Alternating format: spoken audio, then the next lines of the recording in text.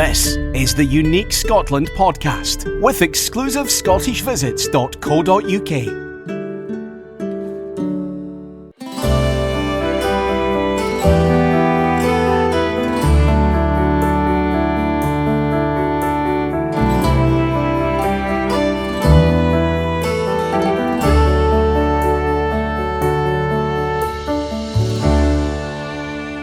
Hello, this is John Harbour and welcome to Unique Scotland, the go-to podcast on all things Scottish. And I'm delighted to have you with me on this tour of a wonderful part of Scotland. It's actually on the coast just to the east of Edinburgh, and it's called East Lothian. Now there may be a wee bit of bias here because this is the area where I live and I broadcast from. And for those of you who listen frequently, you'll know my village Aberlady is a tiny hamlet within the County of EAST LOTHIAN. My next podcast was to be my series on Glasgow, but I've put that on hold to bring this lovely part of the world to you because it sort of complements my Borders podcast that I've just concluded and is adjacent to that area, so there is some logic in my madness. The difference with East Lothian is that it also has a beautiful coastline, and we will be visiting some of the towns and villages along the coast as we tour this area. This podcast also complements the Visit East Lothian podcast, where I was interviewed by Gary Spence of Fourth One Radio, and we had some fun chatting about the area. Well, as I broadcast, it's now the beginning of November, and winter is creeping its way in with a mild October now giving way to a colder spell, with temperatures dropping to 5 degrees centigrade or 42 degrees Fahrenheit. The pink-feeted geese, well, they're settling into the nature reserve. The starlings are hunkering down for the midwinter, and Minnie, our spaniel dog, is just loving diving into the piles of leaves in the park. And the poor pheasants or squirrels who are minding their own business in the local woods foraging amongst those leaves get the fright of their lives as Minnie dashes past at 100 miles an hour on her hunt for the perfect scent. Bless her. Anyway, today's podcast, which is episode 1 of a 2-part series, will take us along the coast to the east of Edinburgh from the town of Musselburgh, through Longniddry, my own village of Aberlady, Gullane and Dirleton. And on the way, we'll see some amazing coastline, fabulous beaches. There's castles, grand houses, an aircraft museum housing a Concorde aircraft, and golf courses galore. East Lothian is known as Scotland's Golf Coast, boasting 22 courses along its stunning coastline, with the largest concentration of championship links golf courses anywhere in the world. And these include the Renaissance Club, which plays host to the Scottish Open, and Muirfield, which has hosted many Open Championships itself. East Lothian has great history too, with Bonnie Prince Charlie scoring a hit against the British Army at Prestonpans, and Mary Queen of Scots' penultimate battle which led to her downfall and abdication.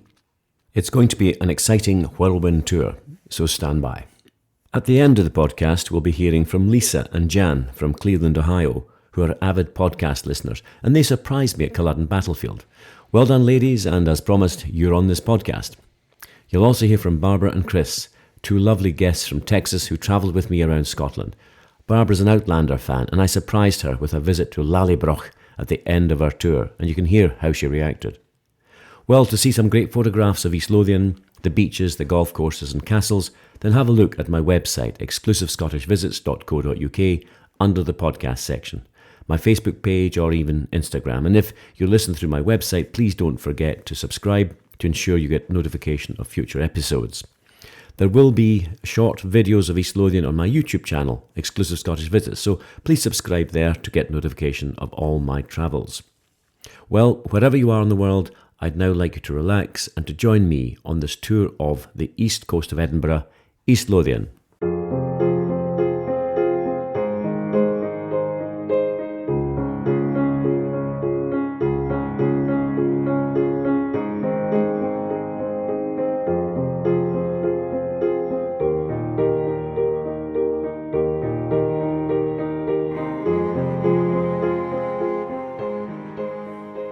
It's a windy morning, but mild for this time of year, and the sun is just creeping up over the village. I've just been down at the water's edge by Aberlady Bay, and the tide was out with the wading birds scurrying around to enjoy their morning feast of aquatic organisms, with worms hiding in the mud or molluscs and crustaceans hiding under the rocks. And the birds I saw this morning were oyster catchers, and you can detect their very high-pitched tweet. I also saw long-legged curlews with long curved beaks allowing them to forage under the shallow water. Welcome to East Lothian. Well, I made a short recording of my walk this morning, and here's a taste of what I enjoy.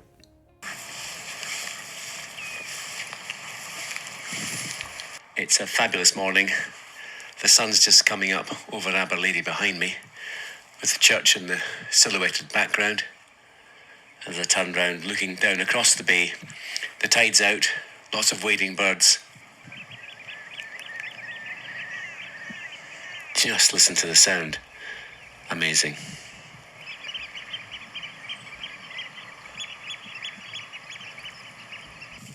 There's actually a flock of pink-feeted geese flying overhead just as I look now. Wonderful sight.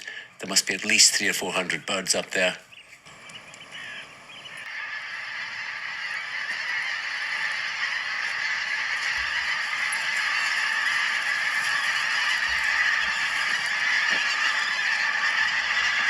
There must be about 4 or 5 V-shaped formations.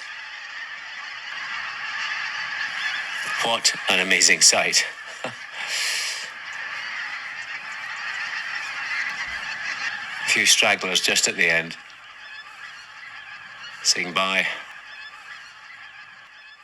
Well, what a real privilege to get a sight of that. It's just as I was walking down by the water's edge, I saw the V formations coming towards me, and they flew right across the top, as you could hear. Really lovely. Well, I've been looking forward to telling you all about East Lothian, not only because I live here, but because it's a hidden gem, an area of natural beauty, and one that deserves the attention of the discerning traveller. Yes, the mountains, the highlands, the lochs, the glens, as well as the Western Isles, they need to be seen to get a real feel for the Scotland that we all know and love so well. But if you're coming from abroad with time on your hands, then a day or two out of Edinburgh to see this part of the world is a must. If you live in the UK, and many of my listeners do, then spend some time here and enjoy the beaches or the wonderful coastal walks, perhaps visiting this particular bird sanctuary, or take in some history in the magnificent castles or historical sites that you're going to hear about shortly. Okay, well, let's get on the road. Now, if you look at a map, you'll see just east of Edinburgh the town of Musselburgh, and that's where I intend to start the East Lothian tour. In this episode 1, we will continue east until we get to Dirleton, and, as well as the coastal towns and villages, I will highlight a couple of islands just off the coast, such as Fidra Isle, which has Robert Louis Stevenson connection. That's our own famous author who wrote The Strange Case of Dr Jekyll and Mr Hyde, as well as a few other famous novels. I recall my first visit to Musselburgh as a teenager, and the reason for going was that my sister Margaret had bought a house there with her husband Richard. It was a new 3-bedroom semi-detached house on an estate called Stony Hill, which was named after a local mansion house called Stony Hill House that dates from the mid-1700s. And before I tell you more about Musselburgh, I'd love to share with you my research and a wee story on Stony Hill House, which I discovered was owned by the notorious army officer Colonel Francis Charteris, born 1675, whose nickname was the Rape Master General. Yes, I did say that, the Rape Master General. He was known in his own circles, and despised in many, as a rake lusting after any young woman in his orbit. To satisfy this lust, he had contacts who would recruit young women as servants, and, once in his employ, he would force himself upon them. He was a very wealthy and powerful individual, but one young woman stood up against him, a young lady called Anne Bond, who refused his advances. When she tried to leave the house, Charteris ordered his servants to stop her.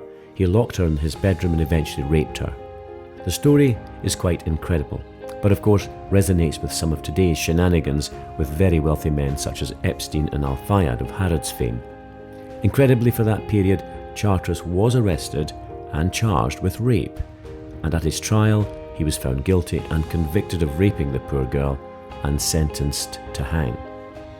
However, friends in very high places meant that he never met the hangman's noose, but ironically, and as luck and fate would have it, he died soon afterwards anyway, probably from some disease picked up in prison.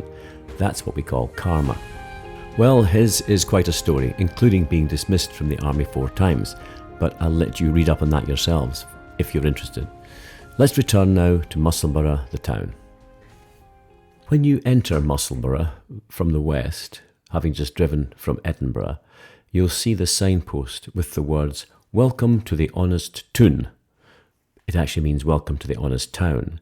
This honour dates from 1332, when Scotland's regent, the Earl of Murray, died in the town after a long illness. He had been cared for lovingly by the townsfolk during his illness, so when the new regent, the Earl of Mar, was appointed, they were offered a reward for their care.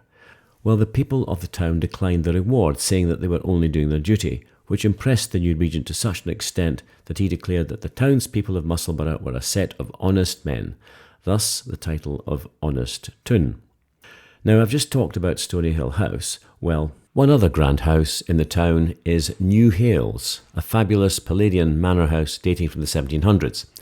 Its previous name was White Hill, but it was renamed when the Dalrymple family bought the estate in 1709, changing the name to New Hales after their original family seat of Hales Castle in East Lothian. It stands in 100 acres of designed landscape and had fallen into some disrepair before the National Trust for Scotland were gifted the house by Sir Mark Dalrymple in 1997. They've done a marvellous job in its restoration and also in uncovering some absolute hidden gems within the landscape. There's actually been an archaeological investigation over the last 20 years, and what has surfaced is the remains of a designed landscape including woodland groves and garden buildings, which include a shell house or a grotto, a tea house, a terrace walk, bridges, archways, and a monument to the Earl of Stair. Now, you know what I'm going to say. Do visit if you are in the area. You'll love it, and by the way, if you join the National Trust for Scotland, you get in absolutely free, as well as access to over 100 other properties and historic sites around Scotland. Musselburgh is the largest settlement in East Lothian, with around 22,000 people. Its name probably derives from Old English, where the mussel refers to the huge mussel and oyster beds that used to be found at the mouth of the River Forth, upon which Edinburgh sits. Sadly, they've long gone. But these foodstuffs were the staple diets of the poor in the past, and a tiny amount of meat, mixed with oysters in a pie, sustained families that would not have had easy access to beef, which tended to be the domain of the rich. Having said that, beef and oyster pie today, of course, will cost you an arm and a leg, and is considered a delicacy. Musselburgh was a fishing town, but the end of the herring boom in the 19th century ended that trade. Today, Musselburgh is a commuting town to Edinburgh and hosts an excellent golf club, which is a former Open Championship course, and there's also a race course which dates from 1777. The town was actually first settled by the Romans in the 1st century, when they built a fort not far from the mouth of the River Esk, which runs through the centre of the town. The bridge they built over the river was the main approach to the east coast to Edinburgh.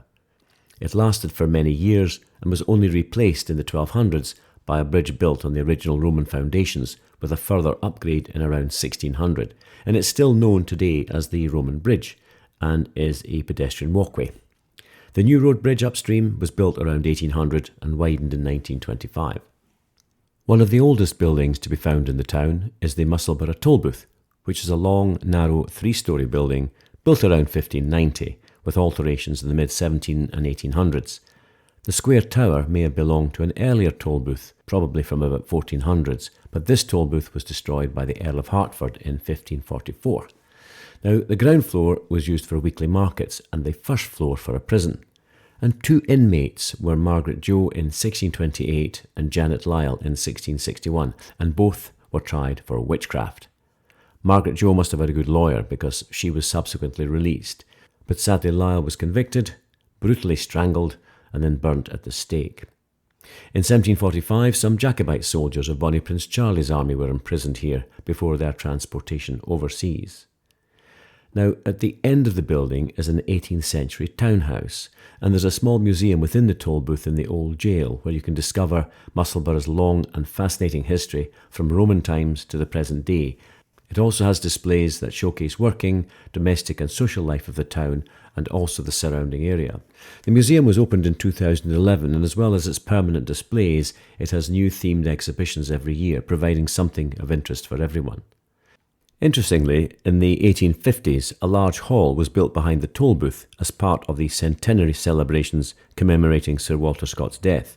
In fact, you can see a plaque on the wall of the Tolbooth recording that Scott resided in Musselburgh while he was serving as a quartermaster in the Royal Edinburgh Volunteer Light Dragoon Guards during the Napoleonic Wars. I'm often asked, where does the stone come from to build some of our beautiful buildings? And they're either from quarries locally or actually taken from buildings that have been demolished. And during the construction of the toll booth, stones were taken from the chapel of Our Lady of Loretto, a church within Musselburgh, which was destroyed in 1560 as part of Scotland's Reformation. As it happens, this chapel served as a hospital following the Battle of Pinkie in 1547. Now, I won't go into too much detail, but the Battle of Pinkie was one of the battles fought during the Rough Wooing in 1547, when King Henry VIII of England was a little upset by the fact the Scottish lords would not allow Mary, Queen of Scots, to marry his son Edward. More of that in another podcast. As far as the town's size is concerned, it's interesting to note that in the 1800s, the town was centred around the east and west banks of the River Esk, but from 1950s onwards, there were major private and public housing developments, and the population increased considerably. Well, one of those developments was the Stony Hill development, where my sister bought her house. So we're back at the start of the story, and a perfect place to stop and move further along the coast to the town of Prestonpans. Well, I'm just going to draw breath slightly, and before we head along the coast further, I'd like to visit the site of the Battle of Carbery Hill, where on the 15th of June 1567, Mary Queen of Scots met the rebel Confederate lords who took up arms against her, resulting in her downfall. On leaving Musselburgh, drive south on the A6124. It's actually called Carbery Road, and follow the road round when it becomes the B6144. Half a mile further on, you'll see an opening in the stone wall with a tiny sign showing Mary Queen of Scots Mount. It's not easy to see as it's a bit overgrown, but you can go through here, up a wooded path and come out onto the place where Mary, with her army, faced down the rebel lords. There's a stone obelisk with Mary 1567 written on it, and without getting into too much detail about Mary Queen of Scots, which will be the subject of a separate podcast, Mary's husband, Lord Darnley, had been murdered, and Mary's lover, Lord Bothwell, was implicated in the dastardly deed. He was tried for the murder, but 4,000 of his own troops in Edinburgh probably convinced the Lords Justice to come to the right decision, and he was acquitted. That could have been the end of it, but Mary Queen of Scots foolishly decided to marry Bothwell, and this was the last straw for the Scottish nobles. The two armies met on Carbery Hill, and there was a long standoff until Mary agreed to leave the field on the promise that Bothwell would be allowed to go free. Well, Mary was taken back to Edinburgh, effectively a prisoner, then locked up in Lochleven Castle for about a year. She was forced to abdicate in favour of her one-year-old son, who would become James VI of Scotland and eventually James I of England.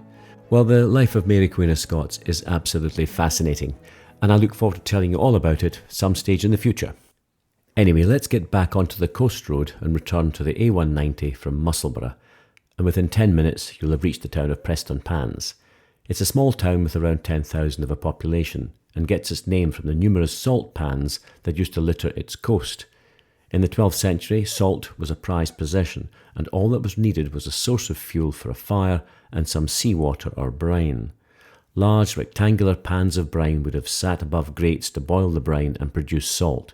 A simple but lucrative activity, and as it happens, there were outcrops of coal on the coast, and the monks of Newbattle took advantage of this commodity to enrich their order.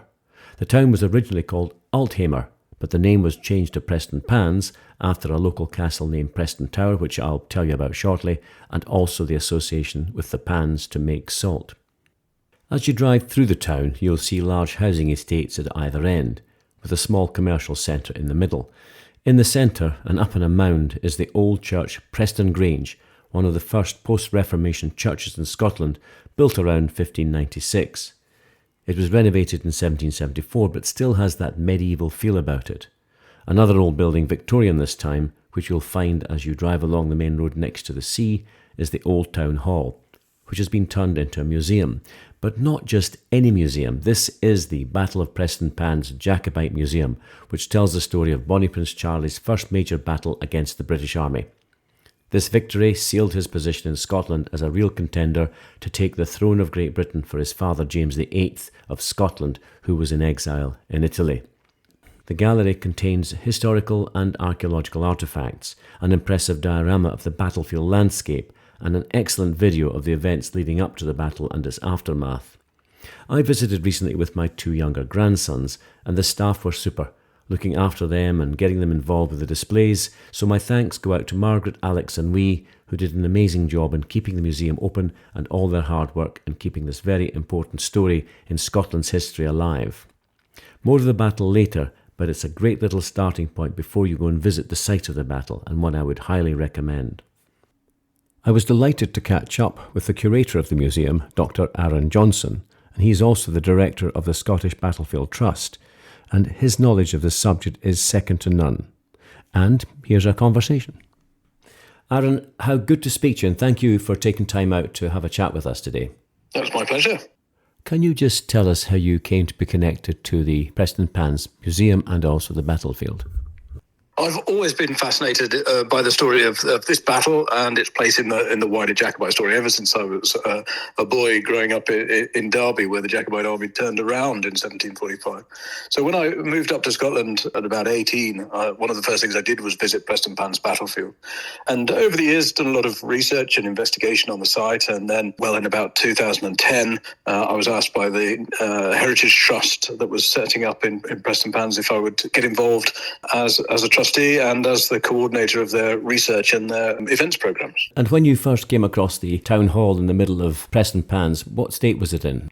Well, Prestonpans Town Hall is an old Victorian building, and it had been mothballed by the council and was sitting empty. So the Battle of Prestonpans Heritage Trust decided to take it on as a museum.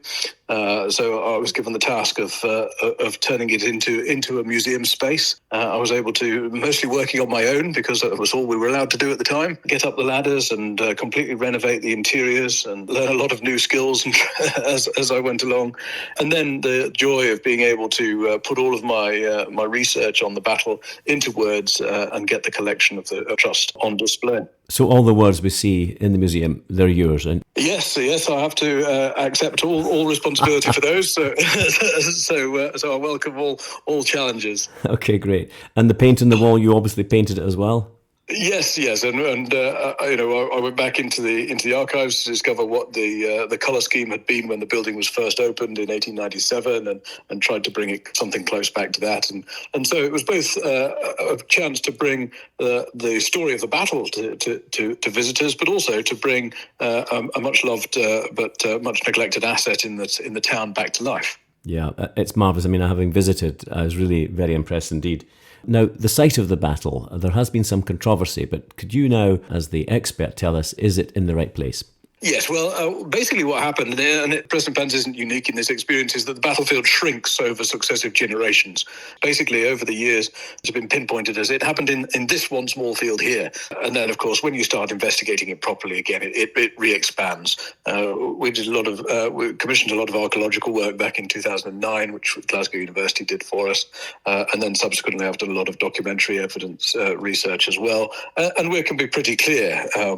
This is a really well-documented battle from both sides, and so one of the great opportunities with Prestonpans is that you can really get into the meat of exactly what happened and where individual people even were during the course of the battle. Yes, indeed. The one thing that I have heard down the years in terms of the battle itself was that Bonnie Prince Charlie had a fairly well organised army, but General Cope's army were a bunch of ragtag soldiers, home guard, if you were. But that's not true, is it? No, it was pretty convenient for the government at the time to try and diminish the capabilities of General Cope's army, because it had been defeated apparently so very easily, and so you don't want to have to put in the newspapers that a full professional army has been defeated. But that's what happened. The soldiers in General Cope's army were trained in exactly the same way as every other British army soldier. A lot of them hadn't seen a full-scale battle. Not surprising for most of our history in terms of our soldiers, but we still expect them to be able to do it when it's required.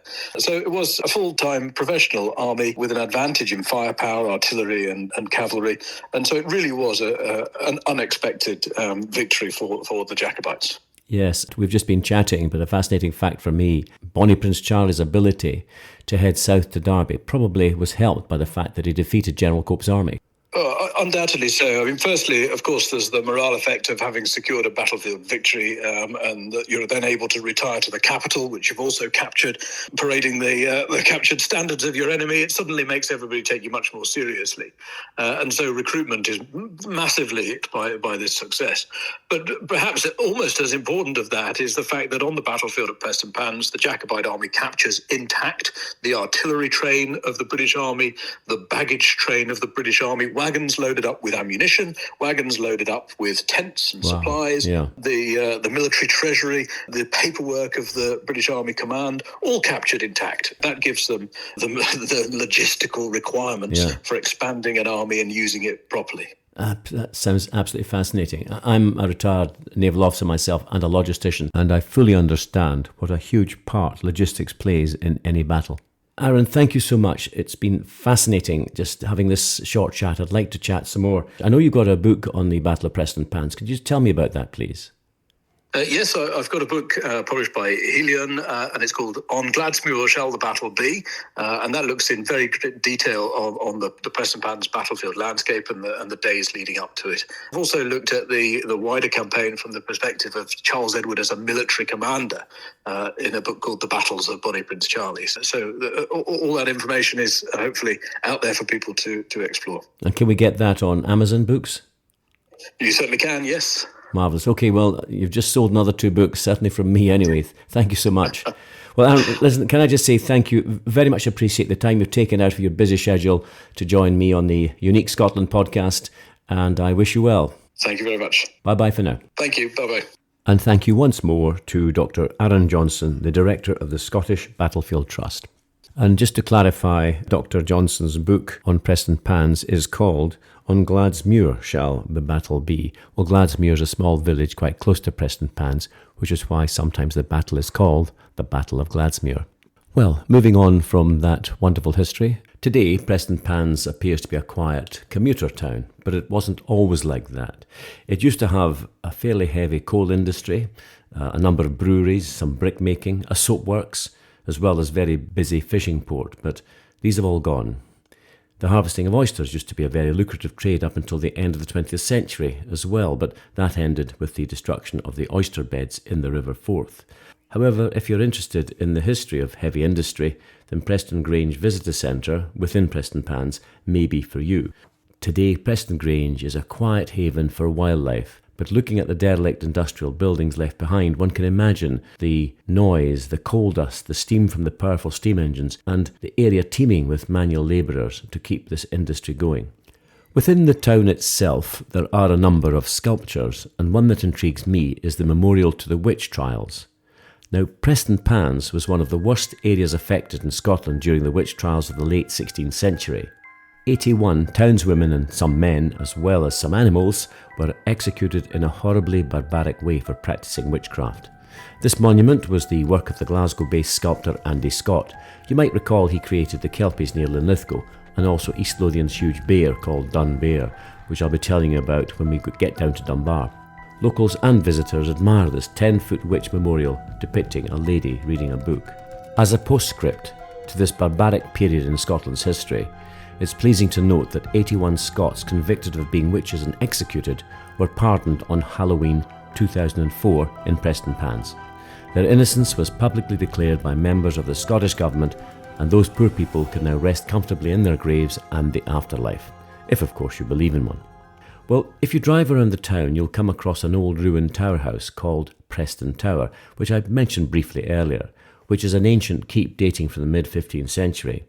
It had 4 stories originally, but 2 more were added in 1626, and you can see the initials on one of the windows, SIDKH, and they stand for Sir John and Dame Catherine Hamilton.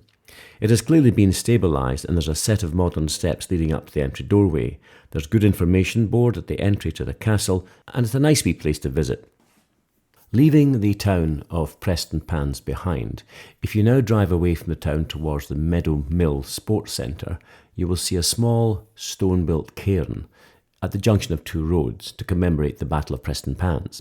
What you will definitely see is a large mound on the right-hand side which looks like a pyramid, on top of which is a flagpole, and that is the viewpoint pyramid which has been sculpted out of an old coal bing or waste material from the coal mine which has built up over the years, in the 1960s when the open cast mine was closed. And there's ample parking at the Meadowmill Sports Centre if you wish to climb to the top of the viewpoint to see the information boards which give a good account of the battle. Now, the Battle of Prestonpans was one of Bonnie Prince Charlie's victories in his attempt to take the crown back for his exiled father, James VIII. In 1745, he had made his way from France to the island of Eriska and marched all the way past Glenfinnan to Edinburgh, gaining access to the city but not taking the castle. He billeted in Holyrood Palace when he marched out to meet the British army at Prestonpans.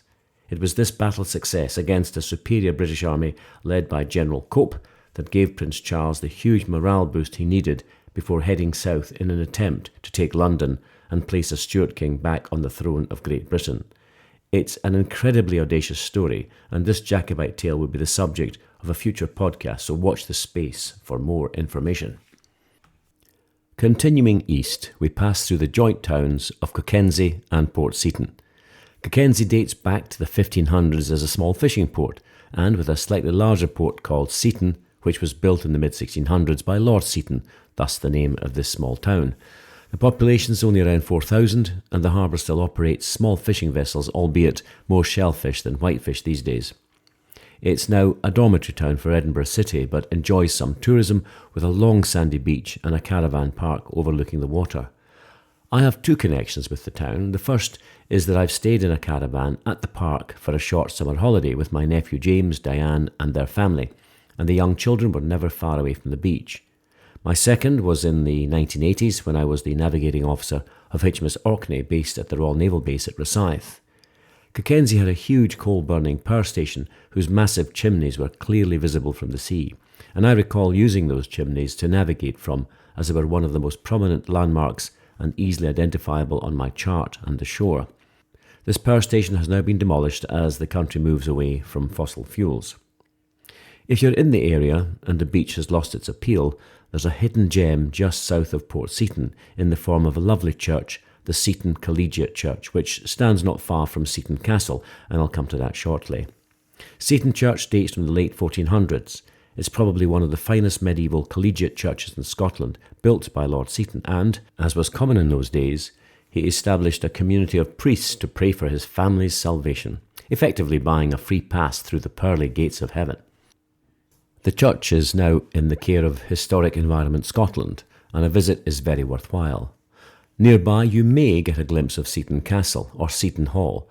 This is an exquisite late 18th century Scottish baronial castle built by the acclaimed architect Robert Adam. The present castle, which is in private hands, used the stone from Seton Palace, which was also demolished in the 18th century. It's a fabulous mansion house and was Robert Adam's final project in Scotland. Castellated features such as slit windows and turrets are evident, with secret staircases, curved doors, curved walls, arched windows, and hidden doors adding to the charm of the interior. Sorry to say, as it's a private house, it cannot be visited, but I can report that it's up for sale and just waiting for one of you lucky listeners to make a bid. The price tag now, November 2024, is offers over £8 million.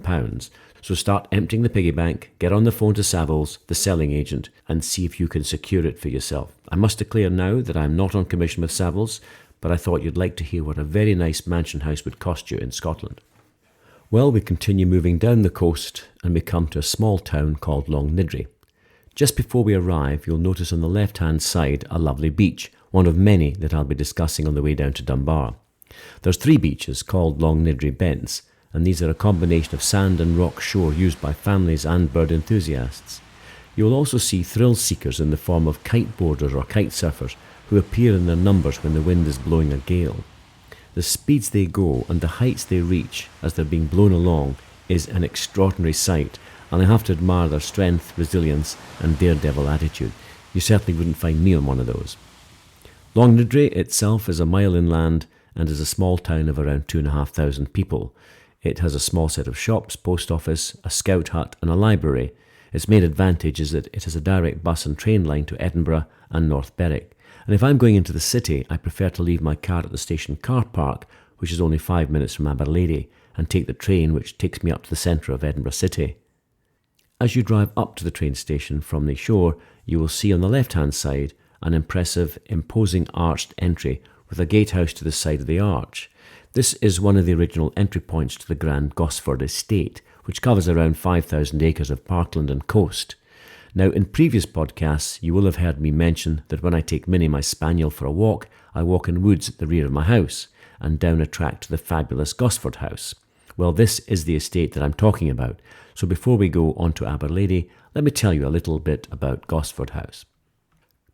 Gosford House is a fabulous neoclassical country house built by the 7th Earl of Wemyss of the Charteris family between 1790 and 1800 to plans by the architect Robert Adam, who I mentioned earlier was the architect for Seaton Castle. It has wonderful views across the Firth of Forth and up to Edinburgh, and at the rear the views take in a superb parkland laid out with ponds, walkways and tree-lined avenues. Within the grounds are a number of monuments and small buildings such as an ice house, a boathouse, but the most impressive structure is the Wemyss Mausoleum, a pyramid-style structure in which the 7th Earl and the only member of the family is buried. The shape of the structure is symbolic of the Freemasons, as he was the Grand Master Mason of the Grand Lodge of Scotland. I have to say it's pretty impressive. You will recall that I mentioned earlier Colonel Francis Charteris, who escaped the hangman's noose. Well, there is a connection here in that Colonel Charteris married Helen Swinton, the daughter of Alexander Swinton, and their daughter Janet married James Wemyss, the 5th Earl of Wemyss, in 1720, and his grandson Francis Wemyss Charteris became the 7th Earl of Wemyss, who I've just talked about, who's in the mausoleum, and that was in 1732 when he inherited his grandfather's estates. Amazing connections in this particular area. Well, continuing along the coast road from Longniddry, we pass the front entrance to Gosford House, and you will have noticed a long wall all the way around the estate. This entrance is similarly impressive as the previous one, with a gatehouse either side of a gated entrance. As we continue along the road, the A189, we eventually come to the lovely wee village of Aberlady. On the right-hand side, the large wall of Gosford Estate, and on the left, the grounds of Craigielaw Links Golf Course, which overlooks Aberlady Bay, and a second golf course, Kilspindy, lies just beyond. Aberlady village is certainly old, and there's archaeological evidence of a significant Anglo-Saxon settlement dating from the 7th to the 10th centuries. And Aberlady Bay, where I go for my morning walks, used to be an important harbour for the town of Haddington nearby, where fishing and whaling were the main industries. It has long silted up and has now been designated as a conservation area, and you can see this bay on a couple of my YouTube channels where I've captured some of the sunrises and sunsets. And of course you heard some of the birds at the beginning of the podcast as I was walking along this bay with Minnie. As you enter the village, on the left-hand side there is a quaint lawn bowling club established in 1888. Just beyond is a very picturesque church, and there's been a church on this site probably from the 12th century. The present church was built in the 15th century with a few alterations and additions. The tower and 2 aisles are the only original bits left, and the rest of the building dates from around 1887, rebuilt by the 10th Earl of Wemyss, with some lovely adornments and stained glass windows. Just before you enter the grounds to the church, there's an original louping-on stane, or in English, a leaping-on stone, effectively a stone set of steps leading up to a platform from which you could mount your horse. As I write this, I noticed this morning while walking Minnie that it's been damaged slightly on one side. I was chatting to a fellow dog walker, and apparently a bus was trying to turn in the road and struck it, taking off a small slice of the red sandstone. I'm sure the local authority will follow up with the bus company to have it properly repaired. In the centre of the village there are some lovely eateries, and some of you that visited in the past to play golf locally perhaps will remember the Ducks Inn. Well, that's now been sold, but it has been replaced, and the new inn is called the Leddie, a newly refurbished and tastefully renovated boutique hotel. I've been in for dinner a couple of times and the food is superb, and as it's dog friendly, Minnie was allowed to join us. The Leddie also offers sumptuous accommodation, so it deserves the recent accolades it's received from the travel industry. Well, I'm pleased to say that I caught up with the general manager of the Leddie, Robert Clark, and I started by asking how long had he been in the general manager role. Well, first of all, thank you very much for popping by. It's great to see that the local community are enjoying the project. So I've been on board since March, so was part of the pre-opening team. Very exciting challenge to be part of. Had great support from our team at Wirefox, and we opened middle of July, and it's been a great journey so far. Super. And where did you come from, Robert? So for the last 11 years of my career, I worked with Tom Kitchen. So I was at the Kitchen in Leith, the Scranton Scally, and most recently I opened and ran the Bonnie Badger in Gullane. Wow. And yes, I think a great journey so far, and long may it continue. Marvellous. The Bonnie Badger Gullane, very well known. I've been there a couple of times as well. And how are you enjoying Aberlady? Oh, it's been great, and I think the feedback has been superb and the support has been fantastic. So it's actually been great to showcase it to the local community. Indeed. So where do you think your niche market lies? A huge part of East Lothian and is the golf. It's a huge driving factor between the visitors, especially sort of April to September. East Lothian has so much to offer. It's fantastic beaches, great walks, the lovely Lammermuir Hills. So, we'd want to be known as a place for leisure as well. And with the kitchen team, we have a great food offering. So hopefully people will travel from far and wide. Yes, and as I mentioned, I've eaten there a couple of times. Who's your chef at the moment? Because the food is rather lovely. A gentleman called Sean Lund. He and the kitchen team work very, very well together. Got good sous chef as well, and a few young and passionate people in that kitchen. Well, I can certainly testify to a culinary delight. Of course, another very important member of the team is Siobhan, and she is the assistant manager, who I understand, Robert, is your wife. Indeed, yes. Some might think, how on earth do you manage that? For me, it's all I know. We met in our previous roles. And it's good having someone that you can 100% trust to be part of the journey with you. And it's been great. Well, that's marvellous. Well, Robert, thank you very much for taking time out of your day to chat to the Unique Scotland podcast, and look forward to popping down to see you at some stage in the next few weeks. Fantastic. Thank you very much for having me on. All the very best. Bye-bye for now. Bye-bye. Well, that was Robert Clark, the general manager of the Leddie in Aberlady. Well, you leave Aberlady a few moments later and continue along the coast, and you can see Aberlady Bay on your left as you drive along the coast heading towards Gullane. At the next turning, take a right and you will see signs for the Merton Motor Museum, and that's spelt M-Y-R-E-T-O-N, Merton Motor Museum, a real hidden wee gem that's often bypassed. It was founded by Willie Dale in 1966 and has cars, motorcycles, trucks dating from as far back as 1899. A real treasure trove of motorised memorabilia, if that's what floats your boat. Well, retrace your steps, and I've lost track of the number of golf courses we've passed, but you will now drive literally through a couple more golf courses. Well, actually the road goes through them, and before you know it, you're in the small town of Gullane, or some people would pronounce it Gullane. It's a lovely small town of some 3,000 residents, and as you drive through the golf courses, you can see the sizable Tudor-style houses overlooking the courses and the countryside beyond. It actually was voted as one of the best places to live in Britain, and you'll see why. As you enter the long town frontage, there are some interesting shops, cafes and superb restaurants, which is a bit of a nice surprise. Just as the road bends right into the town, on the left-hand side are the ruins of St Andrew's Kirk from the 1100s, which was only abandoned in 1612 because there was a problem of sand blowing into and over the kirk, threatening to inundate it. A beautiful little ruin which you can step inside. Once you're in the village, onto Rosebery Place, you'll find my dentist, a pharmacy, an antique shop, an interior design shop and small supermarket, as well as ice cream parlour and family butchers, all side by side. A strange mix, but this is what makes a small town so desirable, the wee artisan shops, added to which the cafes and restaurants are fab, such as the Petunier, the old clubhouse, the Bonnie Badger where Robert Clark worked, or a lovely wee cafe called the Goose on the Green. Of course, you'll find golf shops and even art shops, but when I visit, especially with the grandchildren, it's usually the ice cream parlour, Emma's Gelato, that I head for first, then the fabulous Gullane Beach, probably one of the best in East Lothian.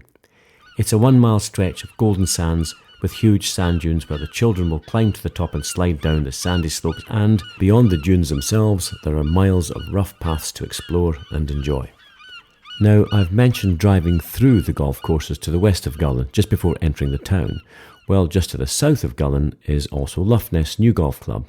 To the east of the town is the wonderful golf club of Muirfield, home to the Honourable Company of Edinburgh Golfers and the oldest organised golf club in the world. It was founded in Leith in 1744 before settling at Muirfield in 1891. Now, for those golfers amongst you, you will understand what a prestigious event the Open is.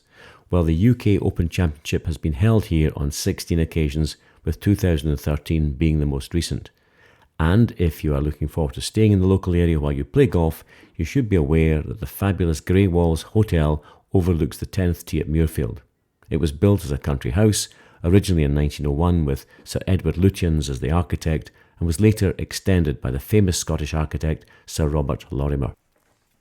And just to finalise the golf scene to the east of Gullane, I just have to mention the Renaissance Club, which is a private members club, and you'll need 2 members to propose you if you wish to join, but I do know that it's a super course.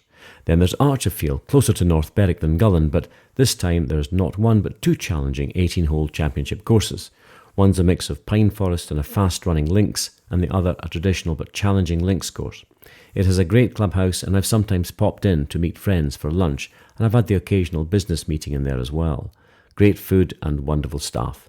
But on the way to the clubhouse, on your left-hand side, you'll see a signpost to Archerfield's walled garden, and what a delight to visit there.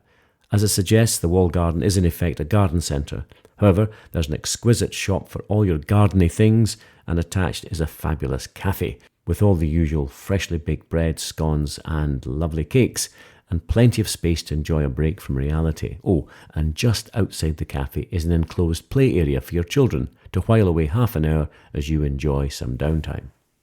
From Archerfield you get back onto the A198, and North Berwick is only 10 minutes drive, but before you get there you'll drive through the delightfully small village of Dirleton, with a population of around 3,000, and dare I say it, what another absolute delight. In the centre of this settlement is a beautiful village green, and overlooking this green is the Castle Inn, a lovely pub cum restaurant with accommodation. I had a wonderful stay there for a couple of nights when I was getting to know East Lothian better before I moved into the area. But more excitingly, the inn is named after the castle that sits on the other side of the green. Yes, it's Dirleton Castle. You can't miss it. It's a sizable medieval fortress, and now in the care of Historic Environment Scotland. The castle dates from the 13th century and was built by an Anglo-Norman family named De Vaux. It's built on solid rock and is perfectly positioned to protect the coastal route from the English border to Edinburgh. Mind you, that did not stop the castle being taken by the English in the 14th and 15th centuries. However, it was Cromwell's army in 1650 who slighted the castle, or destroyed it, and left it in the ruinous state we find today. So for a castle that old, it's still in pretty good shape, with plenty to see and a great place to visit. If you walk north from the castle, past the Castle Inn, across the green and down Manse Road, you will eventually come to Dirleton Church. A manse, by the way, is a house for a minister. The Church of Dirleton Kirk, as we call it in Scotland, dates from the 1600s and is linked to the old 12th century Gullane church that I mentioned before. This area used to be the Diocese of Gullane, G-O-L-Y-N, which is where Gullane gets its name. As I mentioned earlier, the Gullane Kirk was in danger of being inundated by sand, so the new church was built here in Dirleton to replace it. It's a very pretty sandstone church surrounded by an attractive churchyard with beautifully sculpted yew trees and several benches to allow contemplation in this delightful and peaceful setting. It's open daily for visitors, and I'd recommend popping in to have a wee look when you're in the village. Well, continue on from the church and there's a lovely walk down to the sea where you eventually come to the delightful Yellow Craigs Beach, another wonderful yellow sanded expanse. Not far offshore, you'll see an island called Fidra Island, and if you're a reader of Robert Louis Stevenson books, then his tale of Treasure Island uses the shape of Fidra Island in his fantasy novel. He was a regular visitor to this area, and his imagination must have been sparked by the island. The building of the lighthouse on Fidra Island was overseen by his father, Thomas Stevenson, one of the famous family of Stevenson lighthouse builders. At the time, young Robert Louis must have been a bit of a disappointment to his father for refusing to go into the lighthouse business, but he was still taken around the coast to visit the sites of lighthouses while his father and uncles were undertaking their building jobs or indeed the maintenance of the lighthouses themselves. Well, from Dirleton, we get back on the road heading east to North Berwick. And before I talk about it, if you haven't already noticed it, there's a small pointed hill that stands out in the landscape just ahead to the right of the road. This is Berwick Law, which is a volcanic plug, and I'm going to come back to it when we do visit North Berwick in my next podcast, which is episode 2 of East Lothian, and I'm probably going to suggest a small climb to the top. But time has now run out, and this is the end of episode 1 of the Edinburgh Coast East Lothian podcast. It's been a blast having you with me on our journey down this wonderful coastline with a look at some of the towns and villages and looking back at some of Scotland's most dramatic historic moments. Well, next time we'll take up where we left off, entering North Berwick and having a look at the Seabird Centre and more of the wonderful beaches that litter the East Lothian coastline. And what secrets lie in North Berwick's old kirk, where Satan himself was supposed to have appeared to the witches of that town? And what are the views from Berwick Law? From here we'll travel down to Dunbar, with its main high street with a mix of medieval and modern buildings, and also the home of John Muir, Scotland's son and the father of national parks in America. Some interesting sculptures of the great man as well in this area. On our return to Edinburgh, we'll call into the National Museum of Flight to see a World War II Vulcan bomber as well as a more modern aircraft, Concorde. We'll also call into the Glenkinkie Distillery and taste a lowland malt whisky enjoyed all over the world. And I'll share with you a few more wee hidden gems, such as the Yester Dairy Farm, which you can visit to meet the cows and to watch the cheese-making process, or the Dunmuir Hotel in Dunbar, a family-run business that takes cuisine to another level. And we'll be able to hear from the proprietors of these places as well. As always, it's been great to bring this podcast to you. And I'm always delighted to have heard from so many of you who've listened to the podcasts, and it's always great to meet some of you personally. And here's a wee story of being surprised when I was visiting Culloden Battlefield with some clients recently. My guests were shopping and a few people had asked if they could have a photograph with me in my kilt. I'm always pleased to have a photo taken with tourists, but you could have knocked me down with a feather when one young lady, Lisa Gullane, asked me if my name was John. I confirmed that it was, then asked how she knew. Well, here's how the conversation went. Here I am standing in the wonderful visitor centre of Culloden Battlefield, and a young lady has just come up to me, having identified me that I do some podcasting, and I'm just going to say hi, and can you just tell me what your name is? Lisa. Lisa, how did you recognise me? From your Facebook page, after listening to the podcast. Well, that is just amazing. I can't believe it. Well, Lisa, I hate to say this, but you're going to be on a podcast in the near future, okay? That is quite all right. Where'd you come from? Cleveland, Ohio. Cleveland, Ohio. This is your friend? Yes, this is Jen. Jan, how nice to meet you, Jan. Hi, nice to meet you. Do you mind being on a podcast as well? No, not at all. Not at all. And how have you enjoyed Culloden Battlefield? We have not toured it. You haven't toured it yet? No, right, well, just arrived. I'll leave that to you. This gentleman to my right, your name is? I'm Stuart. Stuart from, you're actually a guide here. Yes, I am. Yes. Fantastic. People like this will make your day an absolute wonder. Can I just say, listen, first of all, thanks for listening to the podcast. Great to see you, and all the very best for the rest of your time in Scotland. Thank you so much. Bye-bye for now. Thank you. Thank you. Thank you. All the best. Thank you. Hate to say this, guys, you're going to be on.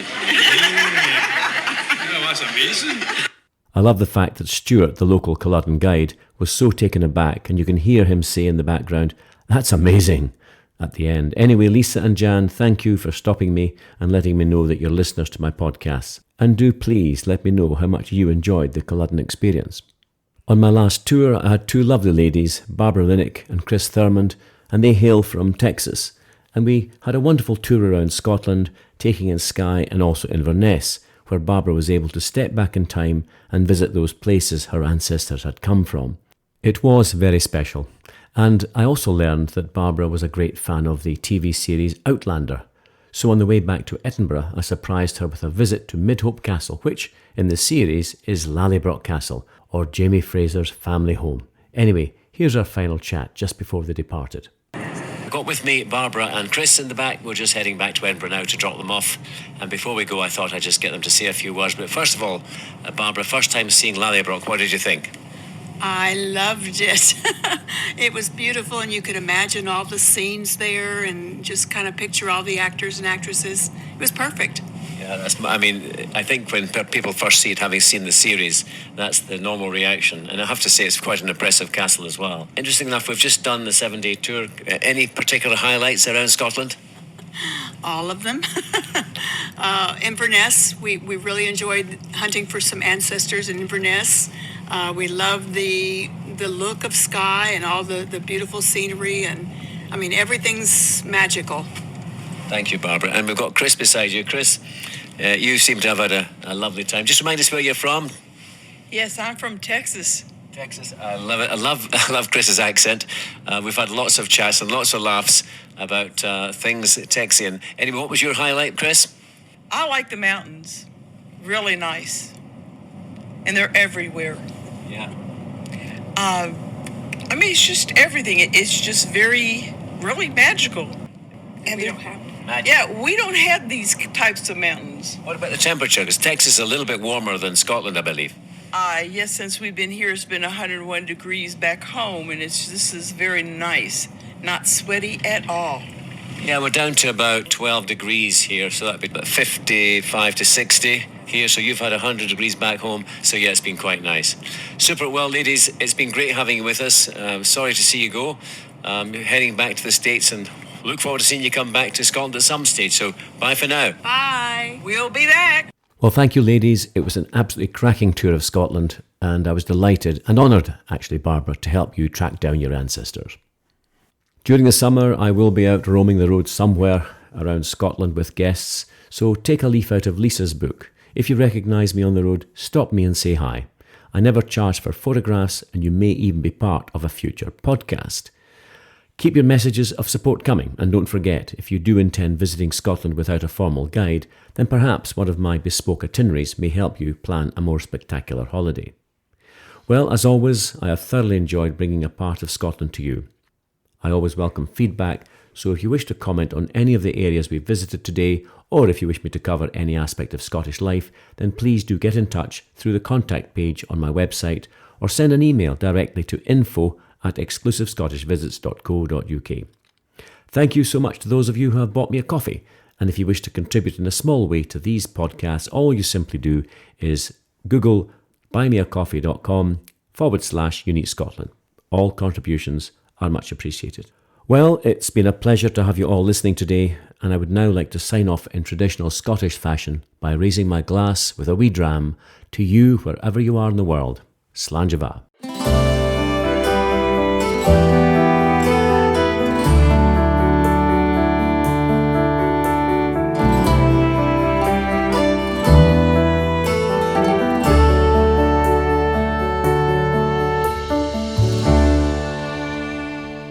You've been listening to the Unique Scotland podcast with exclusive ScottishVisits.co.uk. To receive all our episodes automatically, please subscribe now.